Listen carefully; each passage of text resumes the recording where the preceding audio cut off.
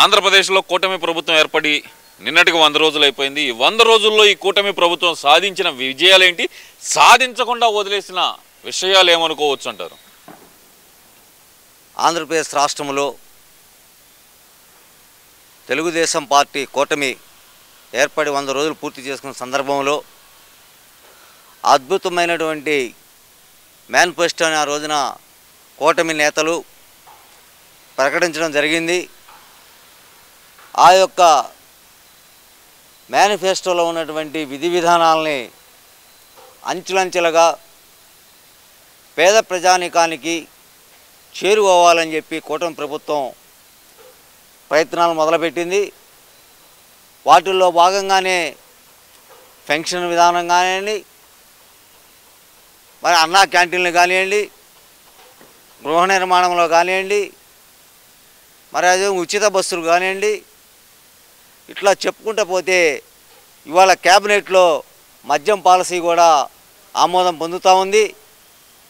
రేపు 19వ తారీఖున మద్యం పాలసీపై గౌరవ ముఖ్యమంత్రి వర్యులు నారా చంద్రబాబు నాయుడు గారు ఒక విధి విధానాన్ని ప్రకటించబోతున్నారు. అద్భుతమైనటువంటి విధి విధానాన్ని.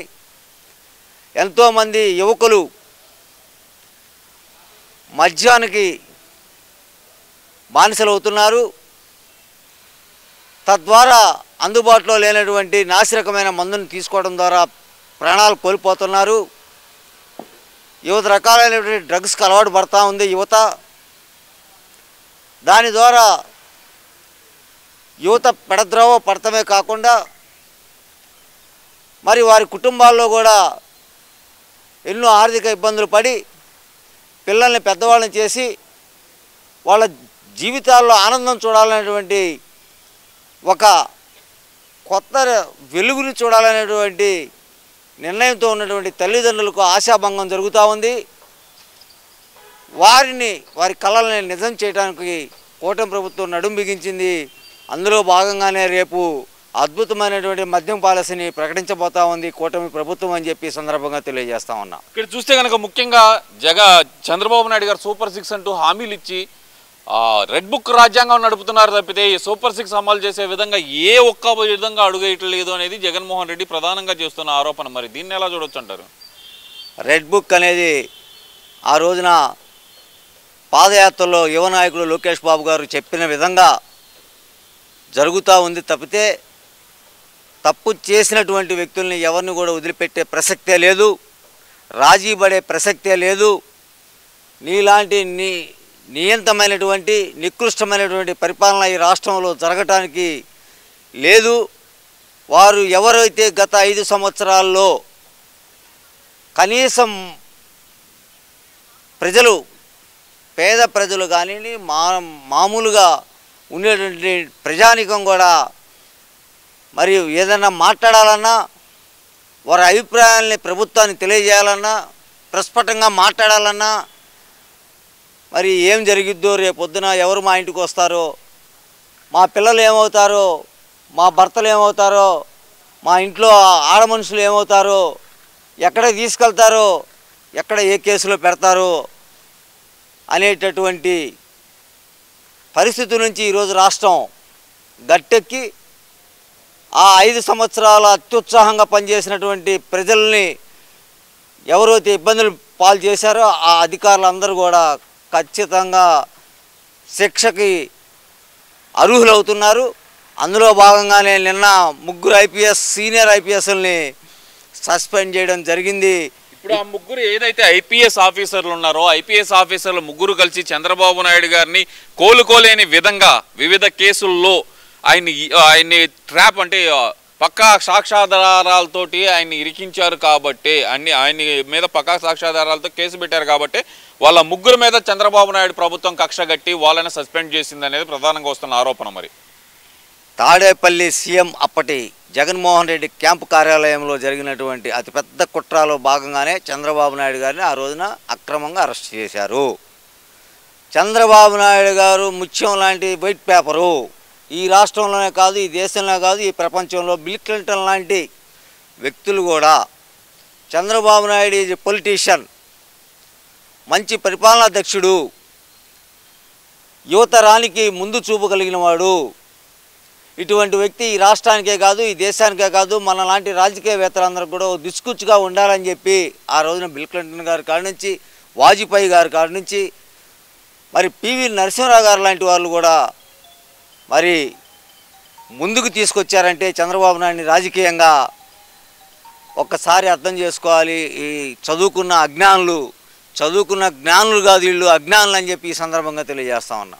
ముఖ్యంగా చూస్తే కనుక ఈ 100 రోజుల్లోనే వచ్చిన వరదల్లో ఏదైతే నాకు వరద సహాయ కార్యక్రమాలు విజయవాడ కానీ లేదంటే అటు ఏలేరు రిజర్వాయర్లకు పడిన గండి వల్ల వచ్చిన వరదల్లో కానీ ప్రభుత్వం పూర్తిగా విఫలమైపోయింది. ప్రతిపక్షంగా మేము మాత్రమే సహాయం అందించాము, గడప గడపకి సహాయం అందించాము మేము అంటూ జగన్మోహన్ రెడ్డి కానీ ₹1 మేము చేసిన సహాయాన్ని వాళ్ళు గొప్పగా చెప్తున్నారు కదా, మరి దాన్ని ఎలా చూడాలంటారు?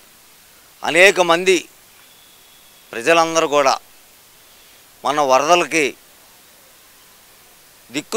పరిస్థితుల్లో ఇల్లు వదిలిపెట్టి ఆ నీళ్ళల్లో ఈతలు వేసుకుంటా ఒడ్డును చేరి ప్రభుత్వం అందించినటువంటి వివిధ స్వచ్ఛంద సంస్థలు అందించినటువంటి వివిధ రకాలైనటువంటి సినిమా పరిశ్రమ కానివ్వండి, వ్యాపారవేత్తలు కానివ్వండి, మరి అదేవిధంగా ఈ రాష్ట్రంలో ఉండేటువంటి స్వచ్ఛంద సంస్థలన్నీ కూడా కుల సంఘాల కానించి అందరూ కూడా స్వచ్ఛంగా తమ తోచిన విధంగా ఆర్థిక సహాయం కానివ్వండి, భోజన సహాయం కానివ్వండి, మరి వాళ్ళకి చేదోడు వాదోడుగా ఉండి రాష్ట్ర ప్రభుత్వానికి చేదోడు వాదోడుగా ఉండి మరి వాళ్ళని రక్షించుకోబడ్డాం, ప్రాణహాని పెద్దగా జరగకుండా నిలవరించగలిగామని చెప్పి ఈ సందర్భంగా తెలియజేస్తున్నాను. ఇటువంటి చంద్రబాబు నాయుడు కొత్త ఏం కాదు. చంద్రబాబు నాయుడు గారు 95లోనే ఇలాంటి ఉమ్మడి రాష్ట్రంలో ఎదుర్కొన్నారు. మరి ప్రత్యేక ఆంధ్రప్రదేశ్ వచ్చిన తర్వాత వైజాగ్లో మరి వచ్చిన కొత్తలో 2014లోనే పెద్ద విశ్వంబన జరిగితే దాన్ని కూడా ఎదుర్కొన్నాడు ఆ రోజున. ఇటువంటి చంద్రబాబు నాయుడు ప్రభుత్వానికి కూటమికి కొత్త ఏమి కాదని చెప్పి జగన్మోహన్ రెడ్డి ఇచ్చిన ₹1 అతను ఏం చేయాలని చెప్పి ఇంతవరకు సమాధానం చెప్పలేదు, ఎవరికి ఇచ్చాడో చెప్పలేదు. ఆ ₹1 గురించి 100 కోట్లు ఇచ్చినట్టుగా ప్రచారం చేసుకుంటూ ఎవరం తవరలేనటువంటి ప్రతిపక్ష నాయకుడు ఈ రాష్ట్రంలో ఉన్నాడంటే ఇంతకన్నా సిగ్గుమానతనం ఇంకోటి లేదని చెప్పి ఈ సందర్భంగా తెలియజేస్తాను. 100 రోజుల్లో చంద్రబాబు నాయుడు ప్రజల్ని ముంచడానికి 100 రకాల ఆలోచనలు చేశాడు, ప్రజలకు మంచి చేసే ఆలోచనలు ఒక్కటి చేయలేదనేది జగన్మోహన్ రెడ్డి ప్రధానంగా చేస్తున్న ఆరోపణ. మరి దీన్ని ఎలా చూడాలి? కళ్ళున్న కబోది ఈ జగన్మోహన్ రెడ్డి. ఎందుకనంటే అన్నీ కూడా ప్రజల ముందు పెట్టి క్యాబినెట్లో పెట్టి ప్రజలు ఎన్నుకున్నటువంటి చట్టసభలను గౌరవించి చట్టసభల్లో చట్టాలు తీసుకొచ్చి మరి ఇచ్చిన మాట నిలబెట్టుకోవడానికి మొదట విడత 4,000తో పాటు 3,000 బ్యాలెన్స్తో సహా అందించినటువంటి ఘనత ఈ రాష్ట్రంలో నారా చంద్రబాబు నాయుడు గారు దక్కింది. అదేవిధంగా 100 రోజుల్లో గృహ నిర్మాణం కానివ్వండి, అన్నా క్యాంటీన్లు కానివ్వండి, మద్యం పాలసీ కానివ్వండి, మరి ఇలా చెప్పుకుంటూ పోతే అనేక రకాలైనటువంటి స్కీములన్నిటి కూడా ఆ రోజున ప్రకటించడం సూపర్ 6లో జరిగింది. వాటిని అన్నింటిని కూడా అంచెలంచెలుగా తీసుకొని వస్తూ ప్రజల ముందు జగన్మోహన్ రెడ్డిని, వైకాపా ప్రభుత్వాన్ని ఆ రోజు చేసినటువంటి తప్పిదాలన్నిటి కూడా నిలబెట్టి వీళ్ళని దోషిగా నిలబెడతాడని చెప్పి కూటమి నేతగా చంద్రబాబు నాయుడు గారి సందర్భంగా తెలియజేస్తా ఉన్నా. అంటే ఇక్కడ ఇంకో విషయం కూడా ఏంటంటే కనుక ఇప్పుడు గడిచిన నెల రోజుల్లో తెలుగుదేశం పార్టీలో ఒక ఎమ్మెల్యే ఆదిమూలం ఆయన ఒక మహిళను అత్యాచారం చేశాడని చెప్పి న్యూస్ రాగానే సస్పెండ్ చేశారు. నిన్నటికి నిన్న జనసేన లీడర్ అయిన జానీ మాస్టర్ మీద ఒక ఇలా నన్ను అత్యాచారం చేయబోయాడు అనగానే అన్ని పార్టీ కార్యక్రమాలకు దూరంగా పెట్టారు. మరి జగన్మోహన్ రెడ్డి మాత్రం దువ్వాడ శ్రీనివాస్ కానీ లేదంటే కనుక అటు మిగతా గోరంట్ల మాధవ్ కానీ అటు చూస్తే కనుక తన పేరు ఎమ్మెల్సీ ఎవరైతే ఒక దళిత వ్యక్తిని హత్య చేశానని చెప్పి ఒప్పుకున్న అతన్ని కూడా వీళ్ళు పార్టీ నుంచి ఎందుకని సస్పెండ్ చేయట్లేదంటారు? మరి ఇటువంటి వాళ్ళు అందరూ ఉంటేనే ఆ జగన్మోహన్ రెడ్డి ప్రభుత్వం, ఆ జగన్మోహన్ రెడ్డి యొక్క పార్టీ మనుగడ ఏ విధంగా తయారైందో 11 సీట్లకి ప్రజలు పరిమితం చేశారో మనకు అర్థమవుతూ ఉంది. ఈ ఆదిమూలం అనేటువంటి శాసనసభ్యుడు కూడా పాత రికార్డ్స్ని మళ్ళా ఈరోజు బయటికి తీసుకొని వచ్చి ఆ వైకాపా పార్టీ వాళ్ళే అతన్ని బదనాం చేయడానికి ఈ రాష్ట్రంలో కంకణం కట్టున్నారు. అవన్నీ నిజానిజాలన్నీ కూడా విచారణ జరుగుతున్నాయి. ఆ విచారణలు అన్నీ వెలుగులోకి వస్తాయి. ఆ రోజున ఎవరు తప్పుడోళ్ళు, ఇటువంటి విధానాలకి ఎవరు మూలం కూడా ప్రజలు గ్రహిస్తారు. ఇప్పటికీ గ్రహించి 11 సీట్లు చేశారు. ఈసారి సింగిల్ డిజిట్కి పరిమితం చేస్తారు ఈ జగన్మోహన్ రెడ్డిని రాష్ట్రంలో అని చెప్పి తెలియజేస్తా ఉన్నా. Thank you.